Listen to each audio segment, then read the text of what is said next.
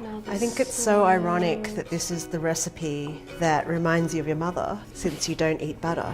And that's been your defining quality the whole time I've known you. You don't eat butter. Because I'm one of the 10 people in the world that don't like butter. And I think I don't like it since I was 5 because I used to come from school or preschool, not sure. And I would open the fridge, take the butter, and eat the butter as if it was... Like cheese. Like a cookie. You would? Yes, I would bite the butter. So why do you not like butter now? Probably because I had too much. So how often do you make this now? Do you often make it? I make it, I think, maybe twice a year, 3 times a year. Is this your mum's exact recipe? It is. Does she write recipes down? She wrote some, but she wouldn't write all of them. Even though I write recipes, what I love is when someone changes a recipe, when someone puts their own spin on it, because then it becomes, that's how recipes evolve. Yep. It's how it becomes their own. It's how it becomes their own family, you know, special to their family. When my mom was cooking something or my grandma was cooking something, I was doing my own work in the kitchen table, so I would smell it. Yeah. So I know when it's ready, not by looking, but because of the smell of onion and garlic.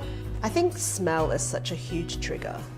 For me, that smell of familiarity is ginger. Oh yeah? Always ginger. Fresh ginger? Fresh ginger. My mum's hands, she always had the smell of ginger on her hands. Because I guess she used it for everything. That's what the Chinese do. They use it for, they call it he wok, so to get the flavors going in the wok, they put ginger in. Is it the first thing? Yes. So ginger and oil. I think there's something really beautiful in that. In not having recipes, in being forced to feel a recipe. See, it's this smell. Are you getting nice memories right now? Yeah. Oh, look at that, that's beautiful. That's a nice color. That's a nice yolk. I think because the filling is so moist, it doesn't get too dry.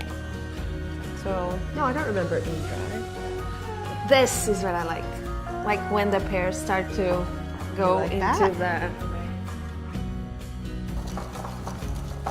But we would do it exactly like I'm doing it with you. Like I would have a task, my mom would have another task, and we would do it together. Okay, there we go. So what, we just dumped this in? Yep. The way I got into food was through writing recipes, and now I kind of think, wouldn't it be great to just write a book or write something that's just, you know, when the mixture looks orange, it's ready. So we don't trust our instincts enough when we cook because we're so used to cooking from recipes, like our generation. Whereas like my mom, she learned to cook just through looking, observing, not even tasting or feeling, just observing.